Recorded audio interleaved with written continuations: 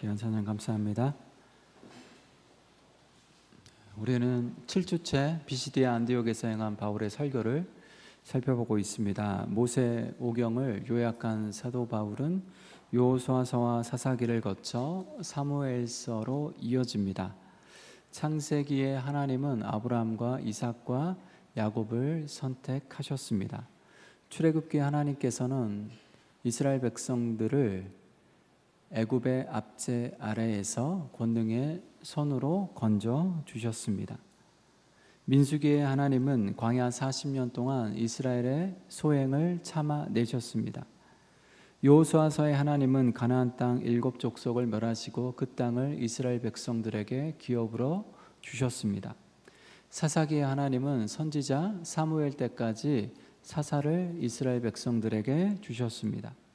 하나님은 선택하시고 선택하신 사람들을 인도하시고 인도하신 사람들을 참아내셨습니다. 왜냐하면 하나님은 신실하신 분이시기 때문입니다. 이것이 바로 여호수아서에서 사사기를 관통하는 주제입니다. 그 후 이스라엘은 사사시대를 지나서 왕정시대에 진입하는데요. 사무엘서의 하나님은 사울을 왕으로 주셨다가 패하시고 다윗을 왕으로 세우셨습니다. 사무엘서는 사울과 그리고 다윗, 이 대비되는 두 사람을 통하여서 하나님께서 진정 원하시는 이상적인 왕이 누구인지를 밝혀주고 있습니다. 동시에 이스라엘의 진정한 왕은, 영원한 왕은 인간 왕이 아니라 하나님 자신임을 강력하게 천명하고 있지요. 따라서 사무엘서가 오늘 우리에게 던지는 질문은 이것입니다. 오늘 저와 여러분의 진정한 왕은 누구입니까? 오늘 저와 여러분의 인생의 진정한 주인은 누구입니까? 나 자신입니까? 아니면 하나님입니까? 사무엘서는 오늘 우리에게 우리 마음의 첫 자리에, 우리 마음의 보좌에 하나님을 모시고 하나님의 명령에 순복할 것을 강력하게 요청하고 있습니다.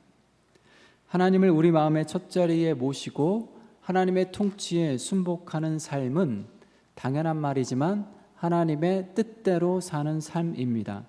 그래서 사도 바울은 사무엘서를 요약하면서 하나님의 뜻이라는 주제를 부각시키고 있습니다. 본문 21절, 22절 말씀 함께 읽겠습니다. 사도행전 13장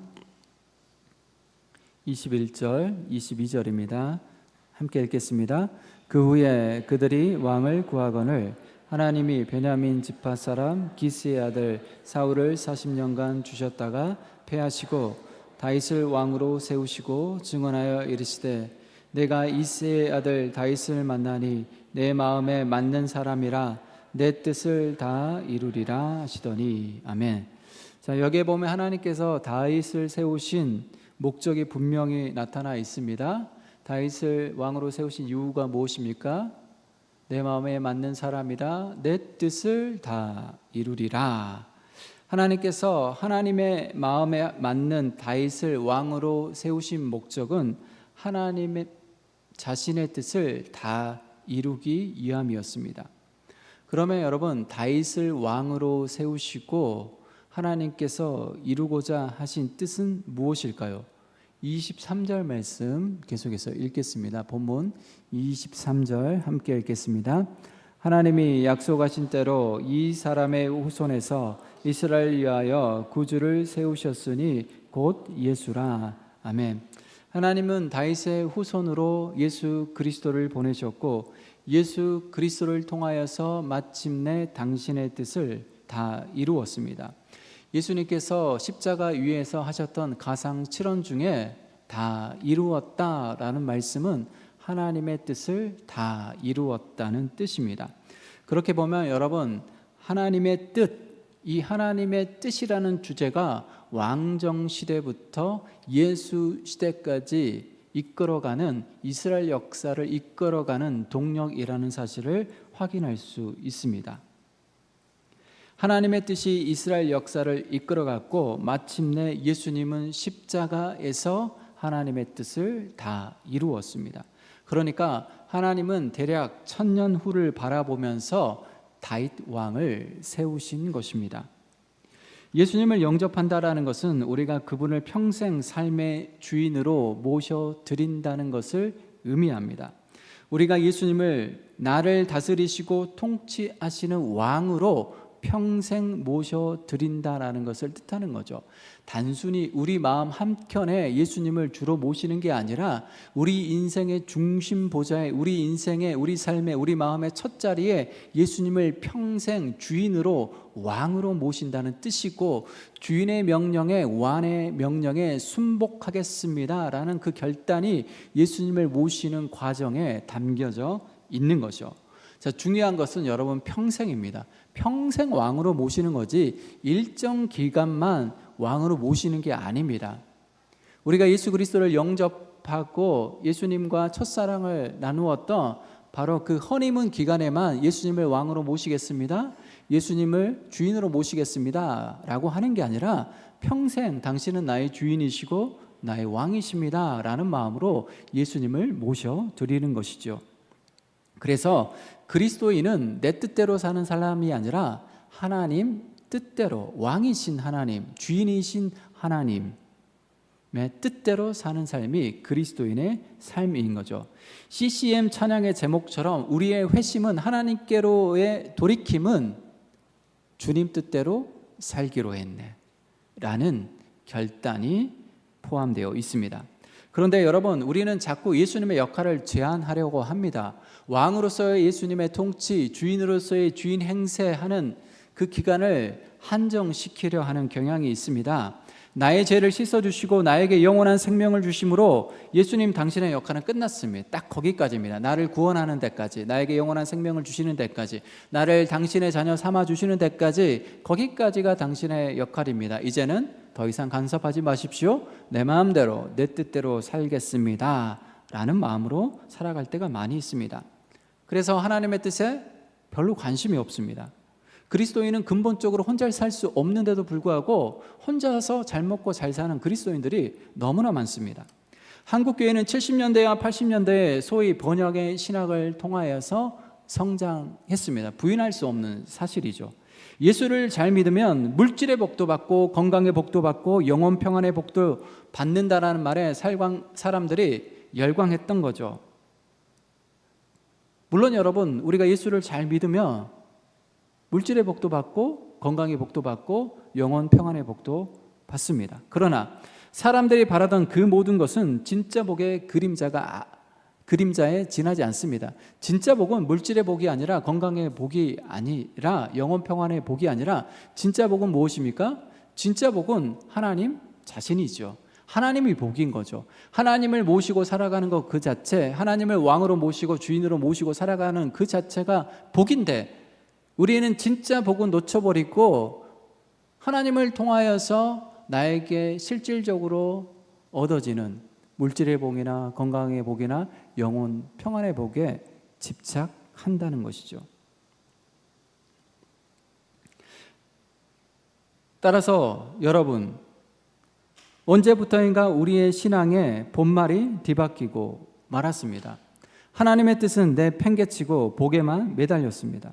하나님의 뜻은 저버리고 오로지 복 받기만 바랐던 거죠. 그 결과가 한국교회는 기복주의라는 우상 숭배에 점령당하고 말았습니다. 여러분, 참된 믿음과 우상 숭배의 차이가 무엇인지 아십니까?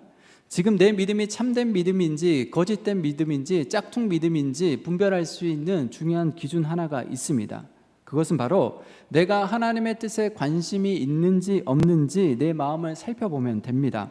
하나님으로부터 받을 복에만 관심이 있는지 진정 하나님의 뜻에 관심이 있는지 우리의 속마음을 헤아려 보며 우리가 금방 참 믿음을 가진 사람인지 아니면은 거짓 믿음의 소유자인지를 알게 되는 거죠.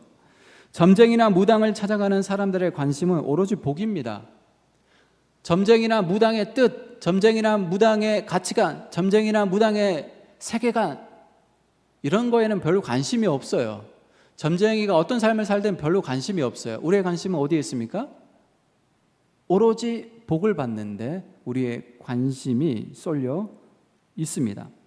어떻게 하면 화를 피하고 복을 얻을 수 있을지, 어떻게 하면 재물복이 글로 들어올 수 있을지, 어떻게 하면 좋은 직장을 얻고 좋은 배우자를 만날 수 있을지, 어떻게 하면 대박난 인생을 꿈꿀 수 있을지, 대박난 인생이 될 수 있을지 등 온통 관심이 복에 있는 거죠. 그러니까 그 복 때문에 점쟁이를 찾아가는 거지, 점쟁이의 인생관, 점쟁이의 철학관, 점쟁이의 가치관, 점쟁이의 뜻, 점쟁이의 세계관을 듣기 위해서 찾아가는 게 아니죠, 여러분.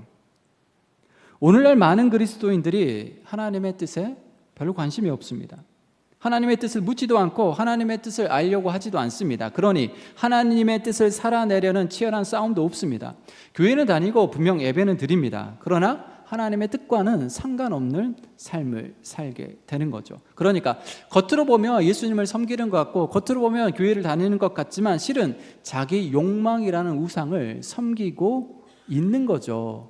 하나님의 뜻을 붙들고 하나님의 뜻을 살아내기 위해서 하나님을 예배하는 것이 아니라 어떻게 하나님을 잘 이용해서 하나님으로부터 받을 복에 집중한 나머지 기복주의적인 신앙으로 빠져버린 거고, 결국 이 기복주의라는 것은 어떻습니까? 하나님을 섬기는 게 아니라 나의 욕망, 나의 야망, 바로 그러한 것들이 우상이 되어서 우상 숭배의 길로 빠지고 말았던 거죠.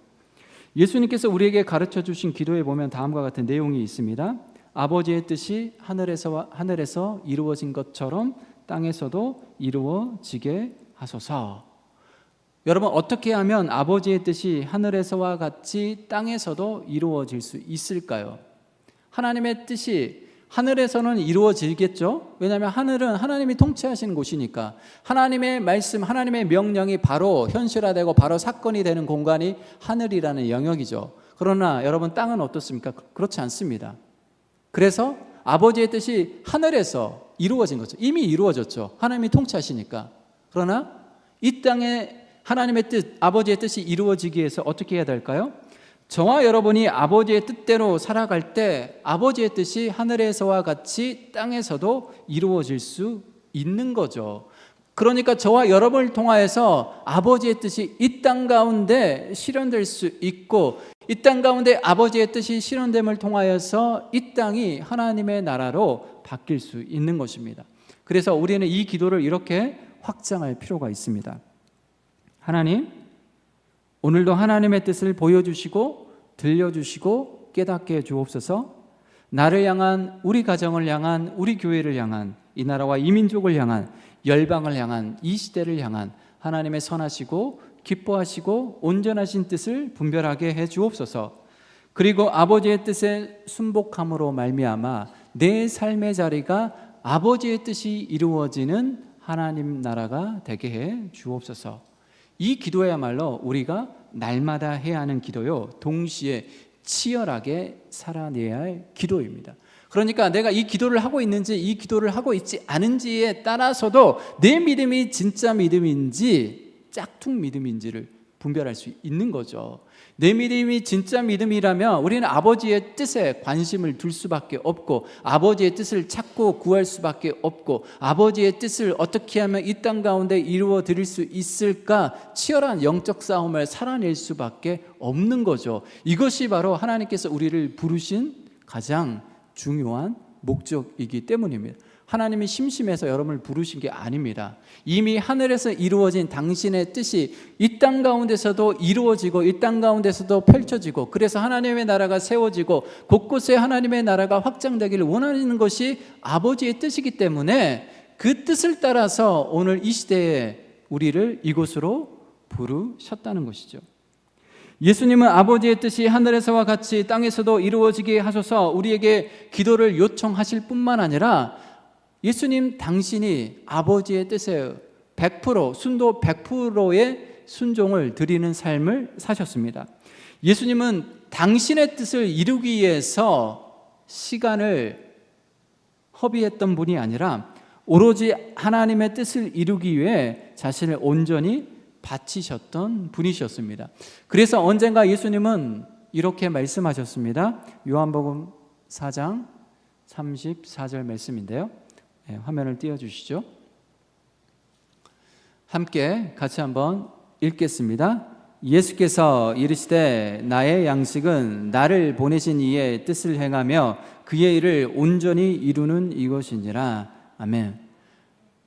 예수님의 양식, 예수님의 새끼 양식이 무엇입니까? 나를 보내신 이의 뜻을 행하는 것, 그리고 그의 일을 온전히 이루는 것. 이것이 바로 예수님의 참된 양식이었습니다. 예수님은 빵으로만 사셨던 분이 아니라 하나님의 뜻으로 사신 분이셨습니다. 오늘 저와 여러분은 빵으로만 사는 인생입니까? 아니면 하나님의 뜻으로 사는 인생입니까? 육신의 빵만을 추구하는 인생입니까? 아니면 하나님의 뜻, 하나님의 일을 온전히 이루는 인생입니까? 이것에 따라서 우리의 믿음의 참과 거짓이 분별될 수 있는 거죠. 하루 세 끼의 양식으로 만족하는 인생이 아니라 하나님의 뜻을 순종함으로, 하나님의 뜻을 살아냄으로 온전히 아버지의 뜻을 여러분의 삶의 자리에서 이루어 드리시기를 축원합니다. 하나님의 뜻으로 사신 예수님은 마침내 십자가 위에서 하나님의 뜻을 다 이루었습니다. 우리는 우리의 뜻대로 예수님을 십자가에 못 박았습니다. 그렇죠? 우리의 죄된 욕망은 예수님을 기업고 십자가에 못 박았지만은 예수님은 하나님의 뜻대로 십자가에 못 박히셨습니다. 그리고 하나님의 뜻대로 구원 사역을 완성해 주셨던 거죠. 여러분, 테필린이라고 들어보셨습니까? 보시는 그림처럼 지금도 경건한 유대인들은 토라 구절을 담아놓은 작은 상자인 테필린을 이마와 팔에 착용합니다. 팔에 검은 줄이 칭칭 감아져 있습니다. 이마에도 여러분 작은 상자, 검은색 작은 상자가 보이시죠?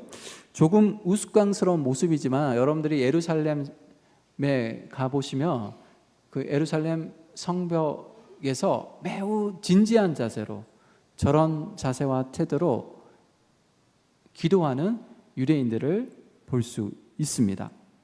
칭칭 감은 검은 줄이 말해주고 있듯이 이 테필린은 하나님과의 결속을 상징합니다. 더 정확하게 말하자면 하나님 말씀과의 결속, 하나님 뜻과의 결속, 일치를 상징하는 거죠. 이는 신명기 6장 4절로 9절 말씀, 이른바 쉐마, 들으라 라는 쉐마 교육에서 비롯되었습니다. 신명기 6장 4절로 9절 말씀 같이 화면을 통해서 읽겠습니다. 이스라엘아 들으라, 우리 하나님 여호와는 오직 유일한 여호와이시니 너는 마음을 다하고 뜻을 다하고 힘을 다하여 내 하나님 여호와를 사랑하라. 내가 오늘날 내게 명하는 이 말씀을 너는 마음에 새기고 내 자녀에게 부지런히 가르치며 집에 앉았을 때든지 길을 갈 때든지 누워 있을 때든지 일어날 때든지 이 말씀을 강론할 것이며 너는 또 그것을 내 손목에 메어 기호를 삼으며 내 미간에 붙여 표로 삼고 또 내 집 문설주와 바깥문에 기록할지니라. 아멘.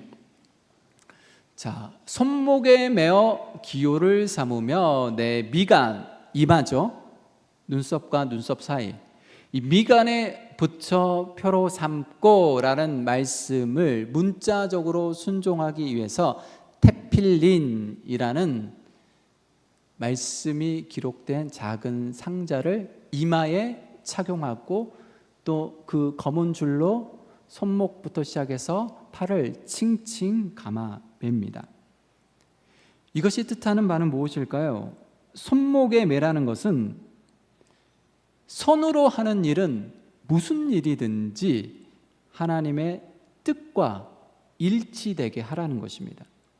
이마에 붙이라는 것은 무슨 생각을 하든지 먼저 하나님의 뜻을 생각하라는 것입니다. 집 문설주와 대문에도 써 붙이라는 것은 들고 날 때마다 하나님의 뜻을 상기하라는 뜻입니다. 매주자라는 것도 있는데요, 나중에 한번 보여드리도록 하겠습니다. 매주자는 그러니까 문 바로 옆에 출입구에 붙이는 장식품인데요, 매주자 안에도 하나님의 말씀, 이 토라가 새겨져 있습니다. 그러니까 집 안으로 들어갈 때마다 나올 때마다 이 매주자를 볼 수 있는 거죠. 들어가면서 매주자의 입을 맞추고 집 안으로 들어갑니다. 그러니까 무슨 말입니까? 그러니까 집을 들어가고 나올 때마다 하나님의 말씀을 상기시키라는 뜻입니다. 이스라엘 백성을 하나님 되게 하는 핵심은 하나님의 뜻을 살아내는 데 있기 때문이죠. 마찬가지로 그리스도인됨의 핵심이 무엇입니까?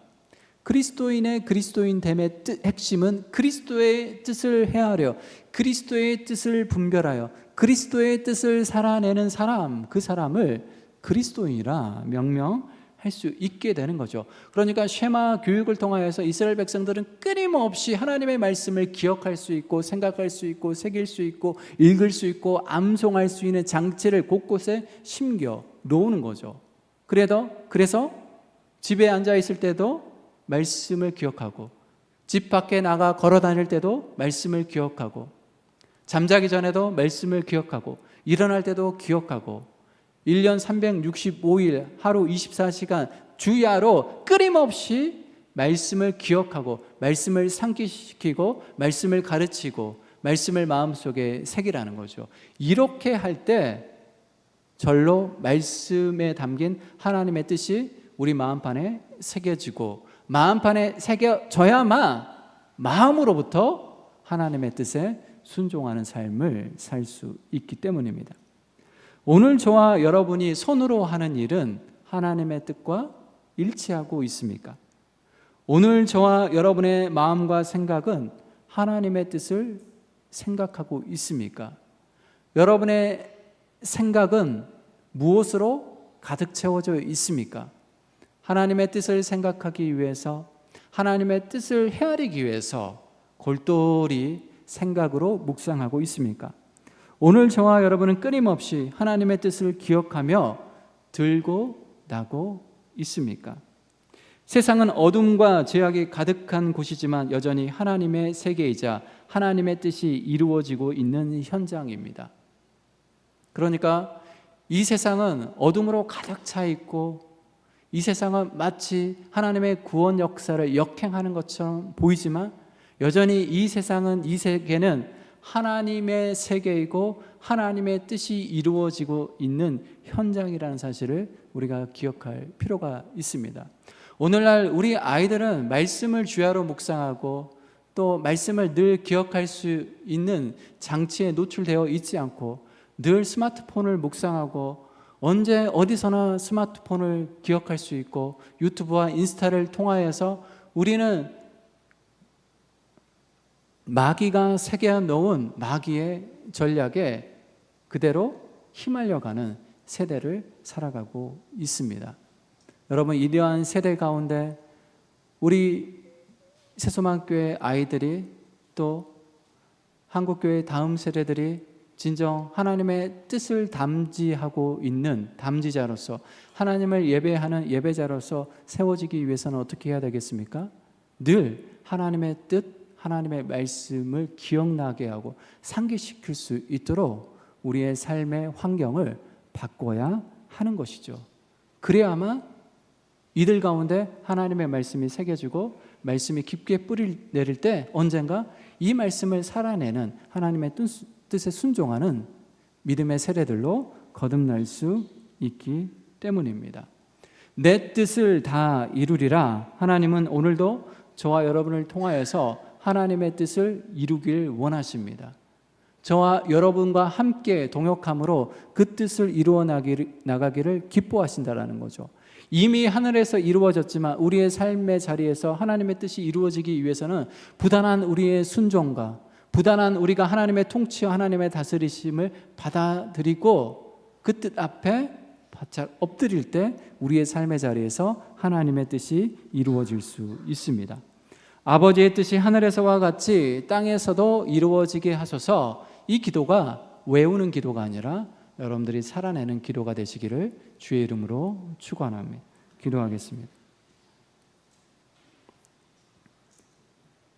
주님, 이 세상은 온통 아버지의 뜻이 아니라 어둠의 뜻이 새겨져 있고 어둠의 뜻을 묵상하느라 우리는 귀한 시간들을 낭비하고 있습니다. 주님, 늘 아버지의 뜻이 새겨진 말씀을 가까이 할 수 있도록 도와주시고 그 말씀이 우리 마음편에 새겨짐으로 말미암아 마침내 하나님의 말씀에 순종함으로 말미암아 우리의 삶의 자리가 하나님의 나라가 될 수 있도록 복 주옵소서. 거룩하신 예수님의 이름으로 기도드리옵나이다. 아멘.